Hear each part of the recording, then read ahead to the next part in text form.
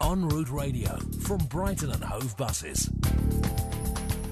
Essential travel for our city for 75 years.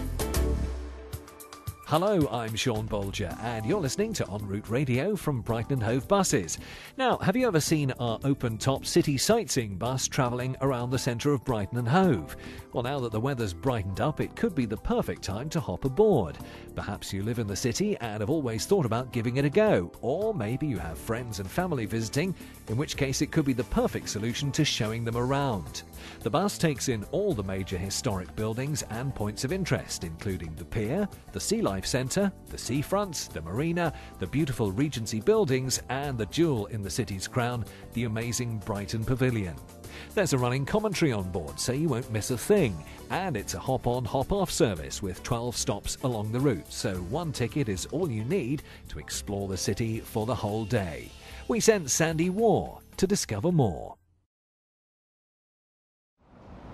So what better way to see Brighton than to hop on top of one of the open-top buses to get a whiz around all of the sights and sounds. It can be a bit confusing, can't it, working out where to go and what to do. I've been getting a sneaky insight into the best of what this route has to offer from Marc Sinclair. Marc is the coordinator of the route, and he's been telling me what's on offer. And what we will say to the passengers is get on board at stop 1, do the whole tour, and then you've got your ticket for 24 hours, which means you can use this as a taxi service. And obviously they can then hop on and hop off to any of the locations at the 12 stops. So they've got it right on the doorstep, so if they want to go to the pavilion, they can go to the pavilion. But what you do is you start at the pier, and we go westward up to the first stop, which is the what is left, unfortunately, of the beautiful West Pier built by Eugenius Birch. And as you go past that, you've got all the lovely Hove lawns, so you've got a really nice look at the sea. And if you look further down the coast, you can see Shoreham Harbour. Because that's one of the joys of having a double-decker bus sitting on the top, and you get a fantastic vista of, you can see all this wonderful architecture. Especially on a sunny day, because I tell you, it's a bit. We have had people on very wet days. We had a whole group of people from Alaska, but they're used to the cold weather, in their cagoules, and they did the whole tour in the pouring rain upstairs. And they were fantastic. And I think they'd all deserved a medal. Yeah, but when it's a lovely day, even if it's a lovely day, it can be very breezy. So bring a jumper with you. So yes, I've got my map and I've got my tips from Marc. So time to hop on board the bus, I think, and catch the commentary, which will help me find out where I want to get off next. Welcome to our 75th celebration year for the Brighton and Hove Bus Company and our 4th year of the city sightseeing tour of Brighton and Hove. Welcome to the United Kingdom's London by the Sea and the Queen of the Sussex coast.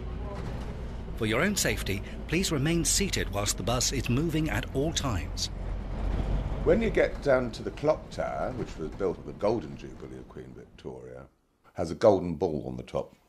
Yeah. Unfortunately, it doesn't work. Information.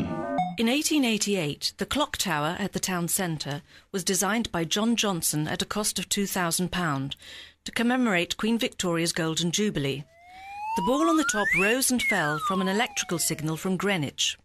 Mounted on a red granite base, the tower stands 75 feet high and shows portraits of Queen Victoria, her late husband Prince Albert, her son Edward, the Prince of Wales, and his wife Princess Alexandra.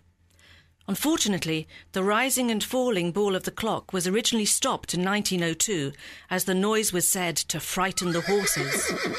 This centrepiece of Brighton's history was newly restored in 2002 with a new mast and rising ball mechanism as part of Queen Elizabeth's Golden Jubilee celebrations. Now it's had to stop because it's ruining the foundation. Oh dear.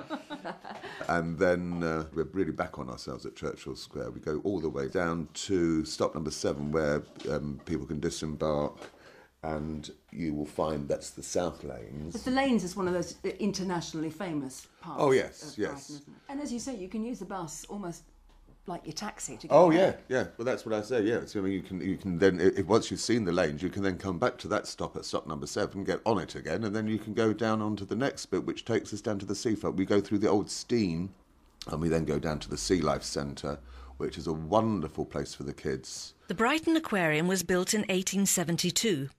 Now known as the Sea Life Centre, it was rebuilt in 1929 and contains one of the world's most superb collections of sea creatures. So I've come inside the Sea Life Centre, which is another stop you can pop off on this bus route. And as you can probably hear from running water, we're somewhere very, very interesting. Max has joined me. This is a hugely important aquarium, really, isn't it? Sea Life Centre. Well, we're the oldest operating aquarium in the world. So you can come here for an amazing discovery of everything that lives under the sea. And we date back to 1872. It's a beautiful building in itself, but if you had to give someone one highlight as to why they should come in here, what would that be?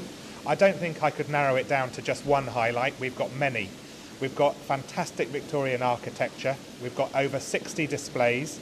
We've got the opportunity for you to walk underneath a tropical tunnel looking at sharks and rays and many other tropical fish. We've got two of the biggest sea turtles in the country displayed here in Sea Life Centre Brighton. And also we've got a glass bottom boat experience, which means you can take a guided tour cruising across the top of our ocean, looking down at the marvellous creatures beneath you. Let's face it, sightseeing days can be a bit tedious for the kids. This is the perfect place to bring them.